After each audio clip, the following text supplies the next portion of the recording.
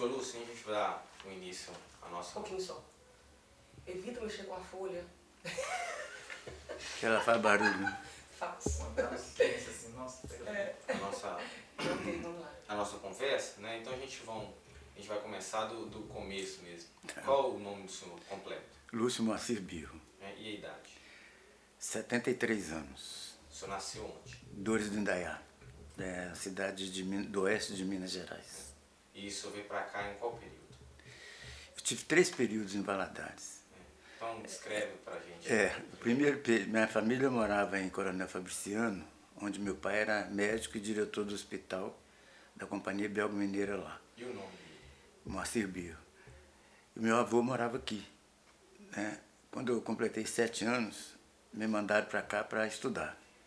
Eu fui matriculado no Colégio Imaculada Conceição no ano de 1944. Esse ano foi um ano de infortúnio para nós, porque logo em março desse ano, eu contraí uma pneumonia dupla aqui, e em setembro desse mesmo ano, meu pai veio a falecer de uma pneumonia dupla. Como consequência, a nossa família mudou-se para Belo Horizonte. Então, eu estive esse período de 1944 a 58 em Belo Horizonte. Foi o período em que eu estudei e passei a maior parte da minha infância e juventude, né? Foi Belo Horizonte. Em 58, o Laércio Birro, junto com mais 9 pessoas de distinção aqui de Valadares, do comércio, da indústria, do empreendimento, resolveram fundar o Diário do Rio Doce, com o princípio fim de combater um jornal comunista que tinha aqui, que era do seu Casolavo Pereira da Silva, que chamava-se O Combate, esse jornal.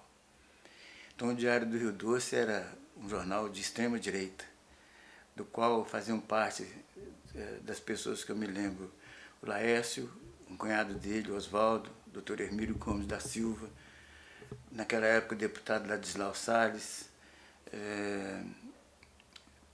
um advogado que se chamava, não me lembro mais aqui, mas eram 10, eu me lembro aí de uns 6 ou 7 desses aí. Nesse período o Laércio me convidou para vir para cá, para fazer parte do lançamento desse jornal. Naquela época eu tinha um caminhão, fazia frete de Belo Horizonte para Santa Maria do Suaçuí e de volta, comercializando arroz, feijão, madeira, essas coisas assim, né? O advogado chamava-se Nilo Costa. Quando eu cheguei aqui, ele brincava comigo que eu fui a carreira jornalística mais rápida do Brasil, de motorista de caminhão num dia para jornalista no outro, né? Nesse período de 58, eu permaneci em Valadares até 1983. Fui também o primeiro colunista social de Governador Valadares com o pseudônimo de Marco Antônio. E eu e meu irmão, trouxemos para Valadares a primeira clicheria que houve aqui. O jornal naquele tempo era feito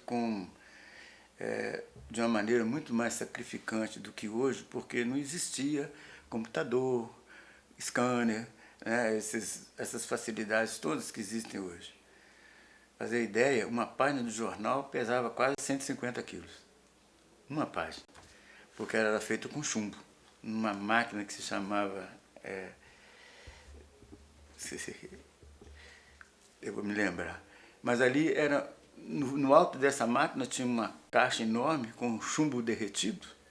E você digitava aqui embaixo uma frasezinha daquele tamaninho, apertava uma alavanca, o chumbo derretido descia por uma corrente chamada linotipo.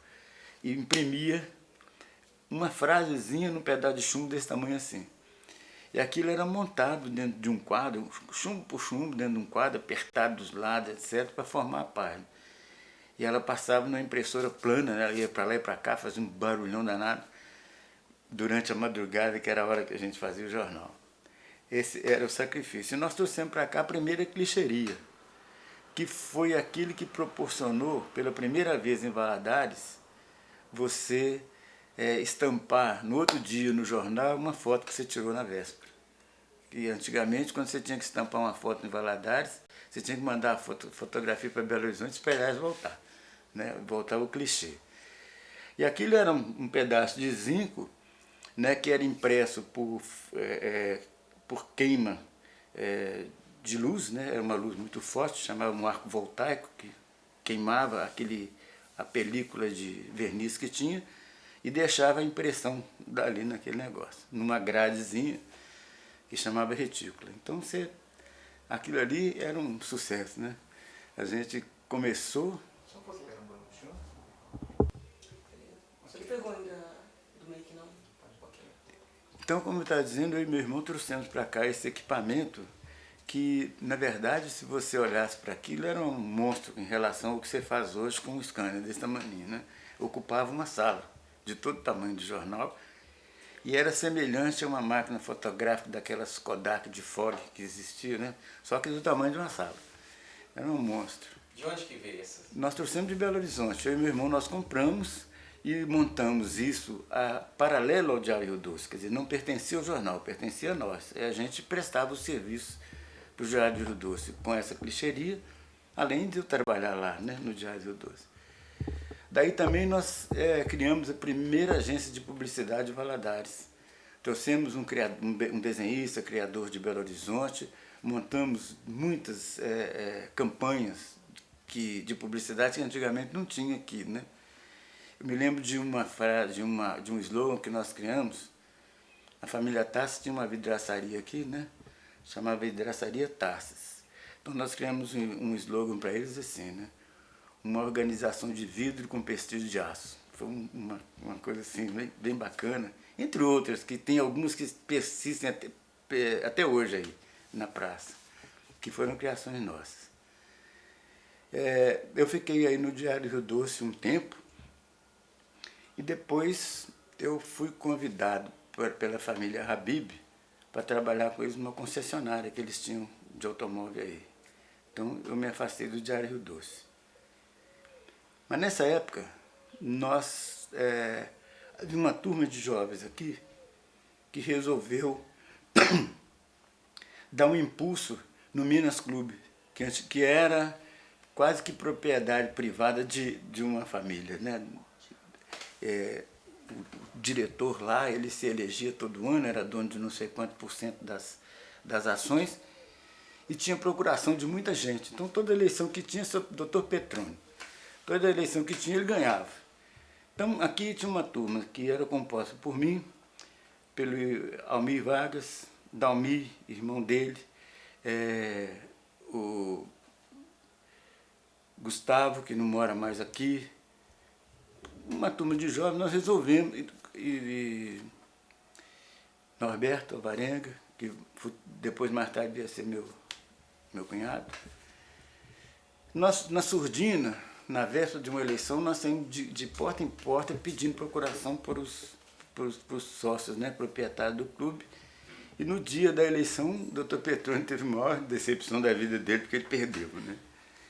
Então nós tiramos o Dr. Petrone e elegemos o Zinho Habib como presidente, o Dr. Ananias Gama, que era gerente do Banco do Brasil aqui como gerente financeiro, e mais outras personalidades aqui da cidade. Tinha o Celso Werneck, que era um artista plástico, etc., que trabalhou lá conosco.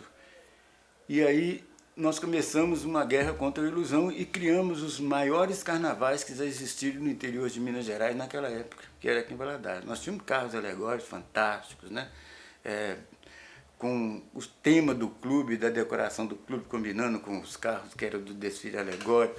Era fantástico. E, por incrível que pareça, o presidente do Ilusão era meu primo, Zé Dio, e a gente brigava, né, um contra o outro, e aquilo foi a parte boa, porque essa rivalidade é que proporcionou aquele desenvolvimento lindo.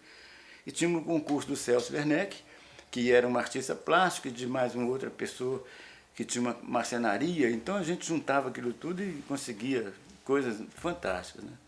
Tem um episódio interessante, que em um ano lá nós resolvemos fazer um tema de Roma, né?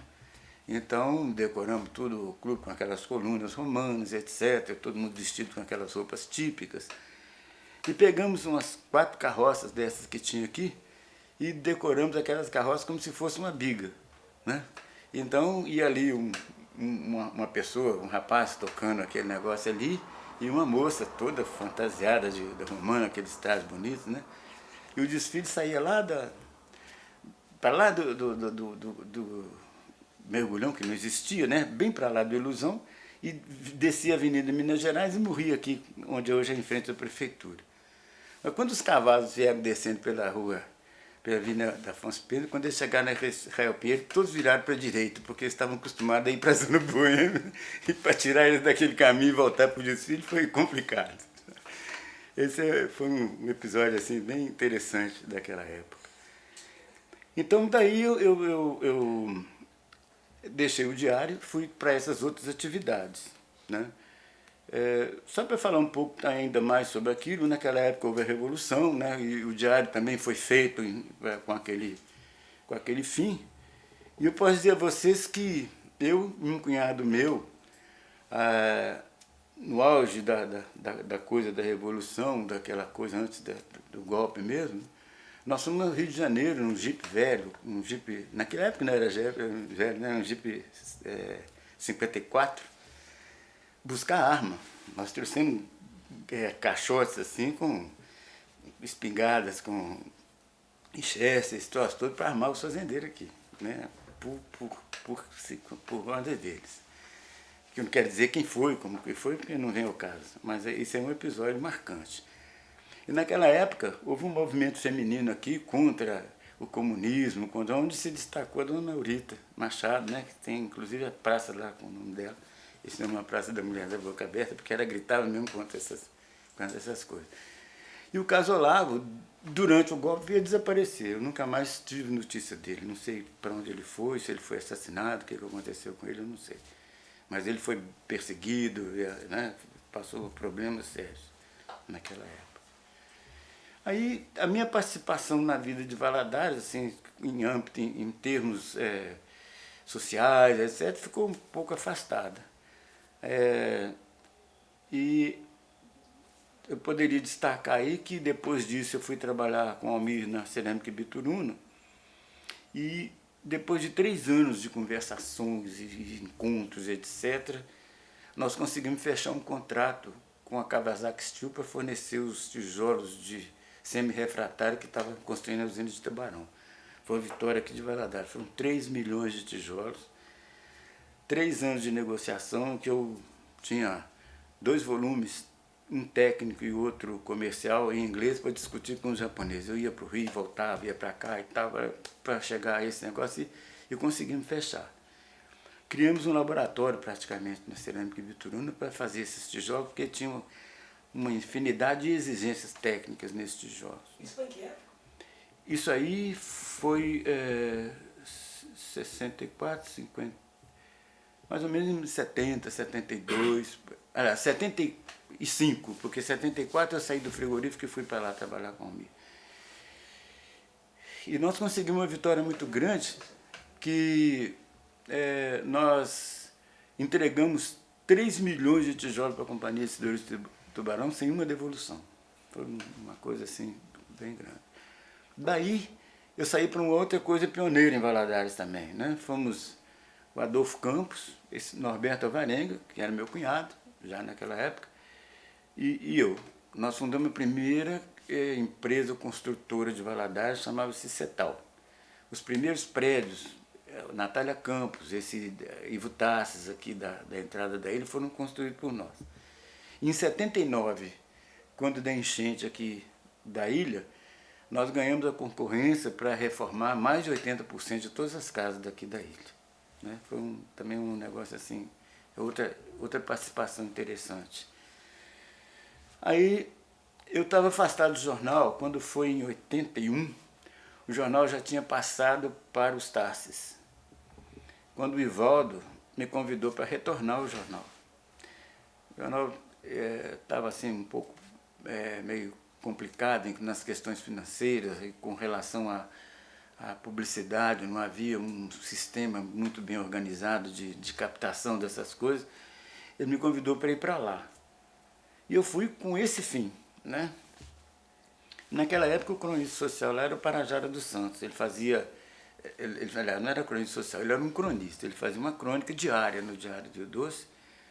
E quando eu fui para lá, ele se afastou com o compromisso de continuar fazendo as crônicas diárias. E ele foi embora para Coronel Fabriciano, junto com o Tedesco, que também trabalhava lá no Diário do Rio Doce. E 3 dias depois ele avisou que não ia mais mandar as crônicas. Aí criou-se um problema no Diário do Rio Doce, né? Então fizemos uma reunião lá, o Antônio Santana, que está aí até hoje no jornal, o Ivaldo, etc. E jogaram a bomba na minha mão. Você vai ser o cronista do Diário do Rio Doce. E de 81 a 83 eu escrevi uma crônica por dia. Foram mais de 600, estão arquivadas lá no Diário do Rio Doce. Eu também tenho todas aqui, né? Eu fui recolhendo aquelas páginas onde tinha as crônicas e estou fazendo um trabalho de revisão e lançando essas crônicas no meu computador. Depois eu pretendo dividi-las, porque eu tinha um assunto que era romântico, né? Inclusive o pessoal perguntava, como é que sua mulher não briga com você, não separa? Por causa eu fazia ficções em torno dessas coisas. Tinha um assunto político, tinha um outro que era do cotidiano de Valadares, né?